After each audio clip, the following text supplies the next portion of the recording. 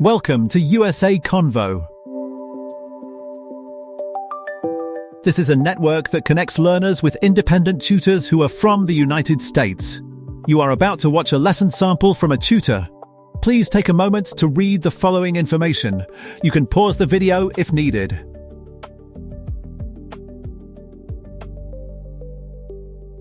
Now, let's watch the lesson. Welcome to USA Convo. Today we are starting English speaking practice. Where does money come from? Part 1. So in this lesson, you will learn useful vocabulary connected to banking, money, and financial systems. You will also practice speaking about guesses and conclusions using common English expressions and modal verbs. This lesson is designed for B2 English learners, but everyone's welcome to join and practice with us. So let's speak out loud during the lesson as much as possible. The more you speak, the more natural and confident your English will become. So let's get started. By the end of the lesson, you're going to feel more confident talking about money and banking in English. You will practice listening, learn useful vocabulary, study common money expressions, and use modal verbs to talk about possibility and certainty. So speak out loud, stay active, and have fun with it. To succeed in this lesson, don't just watch. This is your time to practice. So speak out loud, say every word you see and hear. This lesson will help you improve, but you must use your voice. So let's speak together. As a reminder, you can pause this video at any moment if you need more time to practice. Take your time. Say the words slowly and clearly. You can also replay the video as many times as you want so you can practice again and again. This will help you improve your speaking. Now we're moving into vocabulary words and idioms. In this part of the lesson, you will learn useful English words and common expressions connected to money and banking. Some of these may be new to you, and some may sound familiar. Either way, this is your chance to practice. So speak out loud and build more natural English skills. Let's get started. Now, let us learn a new word. The word is frugal. Listen carefully. Frugal. Now say it out loud. Frugal. Say it again. Frugal. This word is often used to describe people or businesses that try to save money and spend carefully. Here's an everyday example. My grandmother is frugal and always looks for good prices. Now repeat after me. My grandmother is frugal and always looks for good prices. Now listen to a workplace example. The company is trying to be frugal with office spending this year. Now say it with me. The company is trying to be frugal with office spending this year. Now let us learn a common English idiom. The idiom is thin air. Listen carefully. Thin air. Now say it out loud. Thin air. Say it again. Thin air. This idiom means something appeared suddenly without a clear source or reason. Here's a daily life example. My little brother always thinks snacks appear from thin air. Now repeat after me. My little brother always thinks snacks appear from thin air. Now listen to a workplace example. Good business ideas do not come from thin air. Teams work hard to create them. Now repeat after me. Good business ideas do not come from thin air. Teams work hard to create them. Now let us learn another useful word. The word is speculation. Listen carefully. Speculation. Now say it out loud. Speculation. Say it again. Speculation. Speculation means guessing about something without having all the facts, almost like gossiping. Here is a daily life example. There was a lot of speculation about who would win the game. Now, say it with me. There was a lot of speculation about who would win the game. Now, listen to a workplace example. There is speculation that the company may open a new office next year. Now, say it with me.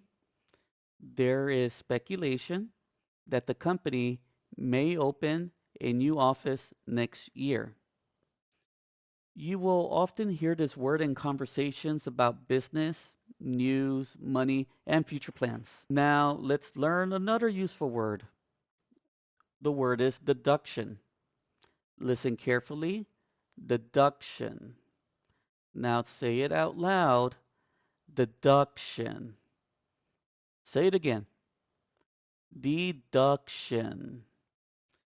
A deduction means reaching an answer by using facts and logical thinking. Here's a daily life example. After seeing the wet streets, her deduction was that it had rained. Now say it again with me. After seeing the wet streets, her deduction was that it had rained. Now listen to a workplace example. The manager made a deduction based on the sales numbers from last month. Now say it with me. The manager made a deduction based on the sales numbers from last month. This word is often used when people study information carefully and form a conclusion. Now, let us learn another common English idiom. The idiom is blue moon. Listen carefully. Blue moon. Now say it out loud. Blue moon. Say it again. Blue moon. Blue moon means something that happens very rarely. Here's a daily life example. I only eat fast food once in a blue moon. Now, repeat after me. I only eat fast food once in a blue moon. Now, listen to a workplace example.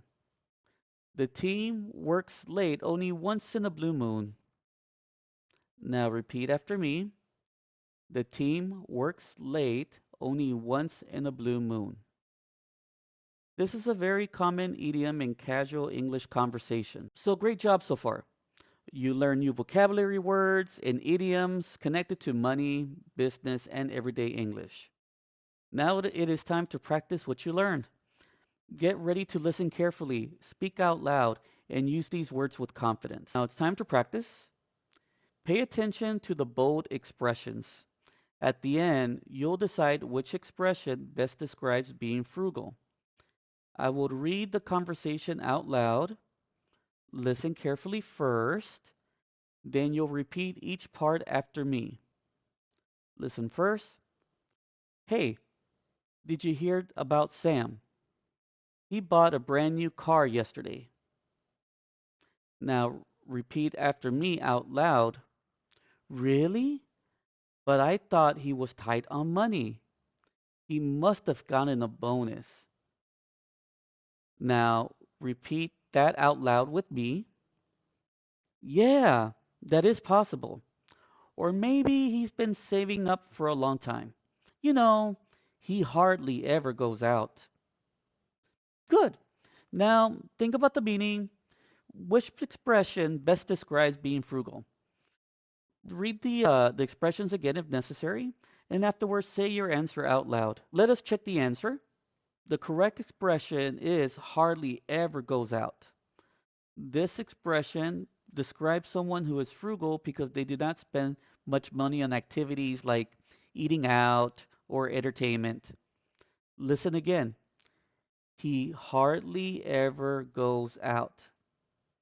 Now repeat it out loud with me. He hardly ever goes out. Good job.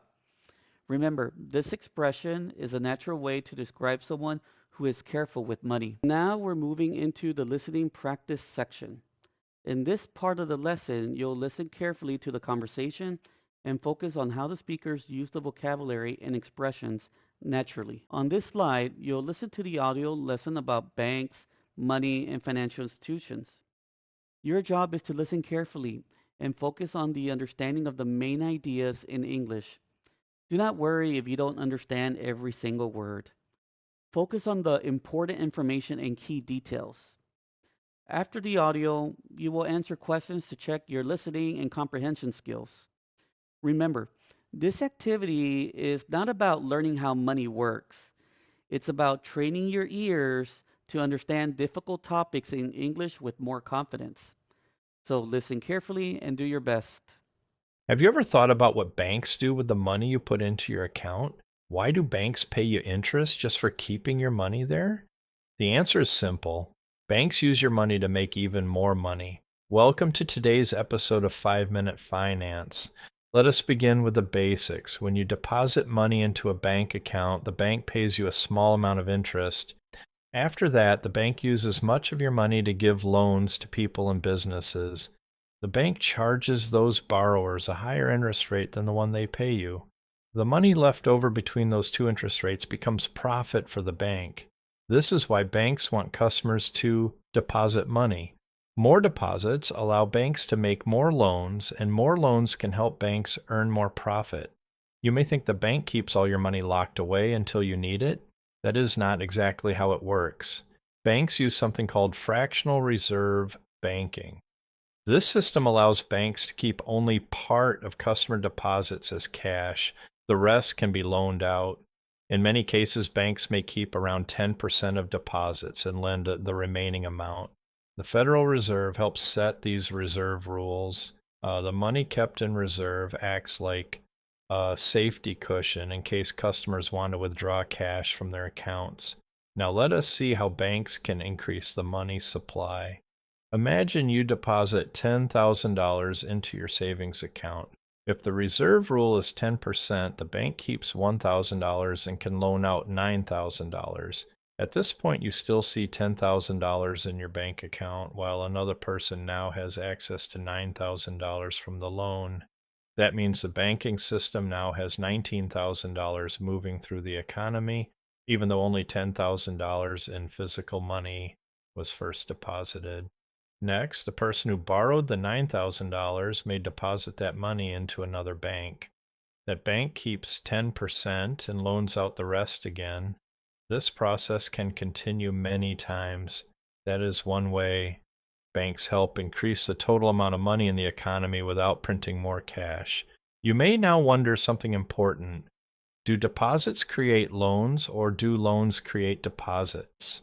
Many people believe banks must collect deposits first before they can make loans. In reality, large banks often create loans first and then handle reserve needs later. They may bring in more deposits or borrow money from other banks if needed. So what stops banks from creating endless loans? One major limit is risk. Banks know that some borrowers may fail to repay their loans. Banks also have operating costs, employee salaries, and other expenses. Because of this, banks must be careful when deciding who receives loans. Another important limit is called capital requirements. Capital requirements are rules that force banks to keep a certain amount of their own money compared to the loans they give out. This helps protect banks from losing too much money during difficult times. Even with these protections, some people still worry about the safety of their savings. That is where the FDIC comes in. The Federal Deposit Insurance Corporation, also known as the FDIC, protects money held in many banks across the United States. If a bank fails, the FDIC can insure deposits up to $250,000 per person at each insured bank. This protection helps keep customer money safe. This is the end of the activity. Thank you for listening. Great job listening to the audio. Now let us review the answers together to see how much information you understood. First question, how do banks make money? So here's the answer. Banks make money by paying depositors a lower interest rate and charging borrowers a higher interest rate on loans. The difference between those interest rates become a profit for the bank. If you understood that, great job. That is an important financial concept in English. Next question. What fraction of deposits needs to be kept by banks in cash? Remember that the audio explained fractional reserve banking. Banks may keep around 10% of deposits as reserves while lending out the remaining amount. Next question. How do banks create money from thin air? I think the audio explained that banks lend out most deposited money. Then that money is often deposited again into another bank, which lends out most of it again. This cycle increases the money supply even though no new physical cash was printed. Last question. Why do banks not create unlimited money? The audio explains several important limits. Borrowers may not repay loans. Banks also have operating costs and expenses. In addition, banks must follow capital requirements and keep enough of their own money compared to the loans they give out. If you understood most of these answers, then you did a great job listening to a difficult topic in English. Remember, this activity was not only about learning finance, it was about training your listening and comprehension skills in English while learning a complex real world. Now read carefully and choose the 4 correct points from the list. Think about what the speaker actually discussed in the audio. You can listen to the audio again if needed before making your choices. So take your time and choose the best answers. Let us check the correct answers together. The speaker talks about money.